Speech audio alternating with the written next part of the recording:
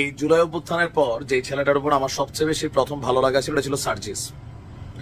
অসাধারণ কথা, বাচনভঙ্গি, এমনকি মনে হচ্ছিল একটা ড্রিম যেটা পুরো বাংলাদেশ দেখছে, যে আগামী দিনে একটা বাংলাদেশ হবে কথায় না বড় হয়ে কাজে বড় হবে, এমন একটা টিম আমরা চাইছি। ইভেন যাদের হাত ধরে অনেক কিছু পরিবর্তন হবে, কথায় না বড় হয়ে কাজে বড় হবে, রাইট? সেই ছোটবেলা থেকে পড়ে আসছি আমাদের দেশে হবে সেই ছেলে কবে। আর যখন সার্জিসদের দেখছে জনতার এক অংশ, ইয়েস এই সেই ছেলে। কিন্তু যত দিন যাচ্ছে এখানে মনে হচ্ছে এই ছেলে কি সেই ছেলে, নাকি ঋতুর সাথে রং পরিবর্তিত হয়। আমি বিএনপি করা বা ছাত্রদল করা একটা ছেলেকে যতটা অনার করতে পারছি, এখন সার্জিসে পারছি না।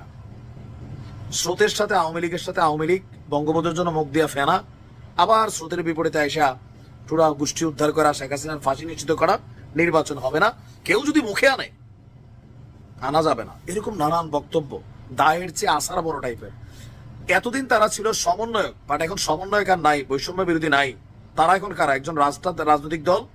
দেশে আরো এরকম 54টা রাজনৈতিক দল আছে, তারা একটা দল, তারা কথা বলবে, আমরা সমালোচনা করব, এটাই স্বাভাবিক যদি চান্স ক্রিয়েট হয়। আমাদের কাজে এটা, ক্ষমতাকে প্রশ্ন করা। গতকালকে সার্জিসের যে বক্তব্য নিয়ে তোলপাড় হয়েছে, দুইটা নিয়ে, এক তো ছাত্রদল ইস্যুতেও পোতাই গেছে, বলছিল যে ছাত্রদলের এক গ্রুপ সন্ত্রাসী টোকাই, শাকিলের সাথে অনেকের সম্পর্ক। পরে আবার বলতেছে আমি ছাত্র দলকে বুঝাই না, ওই একটা অংশ মানে দুই একজনকে। বাবা তুমি একজন বললো, আবারও বুঝাই, সিলেটে জনৈক বদরুল ছিল, সে খাদিজাকে ভালোবাসতো, কিন্তু খাদিজা তাকে মন দেয় নাই। সেই কারণে বদরুল ক্ষিপ্ত হইয়া কোন এক চৈত্রের দুপুরে নারিকেল ছড়ানো লম্বা রামদানিয়া খাদিজার মাথায় টুস করে কয়েকটা কোপ দিয়েছে। তারপর পরের দিন এই জাতি বদরুল লীগের সাথে পরিচয় হইয়াছে।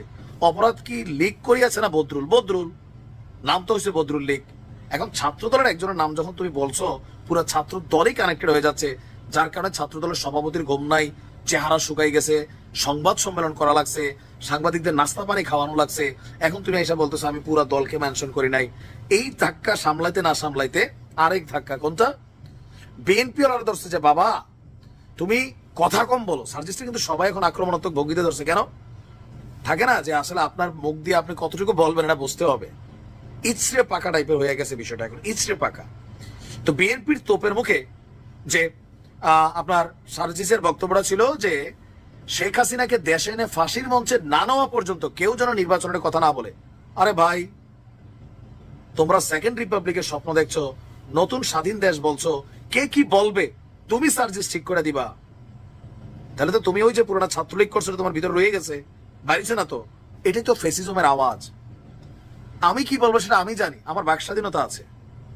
আমি কোনো ভুল বললে সেটা আইন দেখবে, ডিজিটাল নিরাপত্তা আইন না। আমি কি বলবো সেটা তুমি ঠিক করে দিবা, তুমি আমার ট্যাগ দিবা, আমরা এইটা আমরা সেইটা। মানে তোমার এই লাইসেন্স কে দিছে? হু আর ইউ?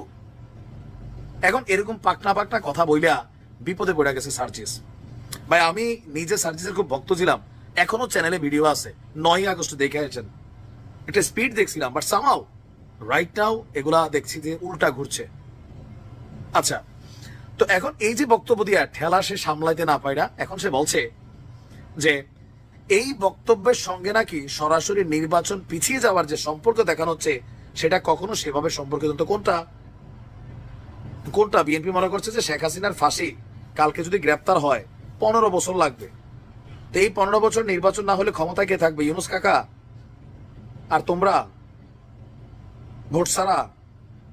এখন তো চিন্তা করছে, কথাটা লাই কইছি কি, ওই সাদিক আব্দুল্লাহ না জানি কি নাম ছেলেটার, সে একটা কথা বলছিল যে এদের অতিরিক্ত কথা বলা বন্ধ করতে হবে। অতিরিক্ত কথা বলা, আর অতিরিক্ত কথা বলে এক একজন এরকম খারগুন নাড়া দিয়া, একটা পুনপুন্না ভাব আসছে, এটা থাকবে না। বৈষম্য বিরোধী প্ল্যাটফর্মে তোমাদের বিপরীত অবস্থান নিয়ে নিচ্ছে, প্রাইভেট নিয়ে নিচ্ছে। তুমি কার খালু বাবা? এখন সবাই সেট করে তোমরা 10 জন মিললেই কি পুরো বাংলাদেশ? এখন তার বক্তব্য যে সবচেয়ে গুরুত্বপূর্ণ বিষয় হচ্ছে, আচ্ছা লাশ কোথা আছে এটা খুঁজে বেড়াচ্ছে, আমরা রায়ের বাজার আমাদের জায়গা থেকে। সে বিশাল তা মানে অনেক শহীদদের পরিবার নিয়ে কান্নাকারি করছে, কিন্তু আবু সাইদের পরিবারের দাওয়াত দেওয়ার সময় পায় না। জুলাই আগস্টের মতো এত একটা মহান দায়িত্ব ছিল, এই ফান্ডিংটা প্রত্যেকটা মানুষের সুষ্ঠুভাবে দিয়ে আসতে পারতো, সে ছেড়ে দিছে রাজনীতি দল করার জন্য।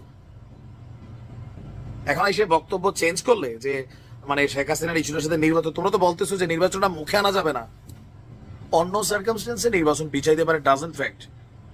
কিন্তু শেখ হাসিনার ফাঁসি না হলে বিচার না হবে তো কেউ নির্বাচনের নাম মুখে আনবে না। যদি কেউ আনে যারা নির্বাচন চায় না তারা এটা সেটা কি হোয়াট, এটা পরামর্শ ফ্রিতে হচ্ছে, যা বলবা ভেবেচিন্তে বলবা, নয়তো বিপদে পড়বা। শেখ হাসিনার একটা ওয়ার্ড শেখ হাসিনারে বাংলাদেশ ছাড়া পালাইতে বাধ্য করছে। কি ছিল প্রশ্নটা? কোটা কি মুক্তিযোদ্ধার নাতি নাতনিরা পাবে না, রাজাকার নাতি নাতনিরা পাবে? জাস্ট একটা ওয়ার্ড, মিস ওয়ার্ড, শেখ হাসিনার এই সাম্রাজ্য ভাইঙা চুরা তোমরা তস্তস করে দিতে পারছো। সো তুমিও বুঝো, ছাত্রলীগ করে আসছো, ব্লুটুথ বয় কিন্তু হ্যাভি মেধাবী, বাট থাকে না যে অতিরিক্ত মেধা মাঝে মাঝে বিপর্যয় কানে। যা বলবা ভেবেচিন্তে বলো। আমরা চাই বাংলাদেশের তারুণ্যরা লেট করুক। আমিও ভাই মুরব্বীদের বিপক্ষে। ওই যে এক জীবনে এমপি হয়েছে বাবা, একদম কবরে ঠ্যাং যাওয়ার এক পর্যন্ত এমপি, আইসিইউতে ঢুকা পর্যন্ত এমপি, তারপর এমপি কে তার পোলা, তার মাইয়া, মাইয়ার জামাই, গোষ্ঠী জ্ঞাতি। I don't like this. পরিবর্তন আমরা চাই, নতুনরা আসতে হবে, ইয়াং জেনারেশন লিড করতে হবে। বাট তোমরা যারা রাস্তা দেখাবা, এটা সময়, তোমাদের নিজের আগে ঠিক থাকতে হবে। ঠিক আছে, ভালো থাকো।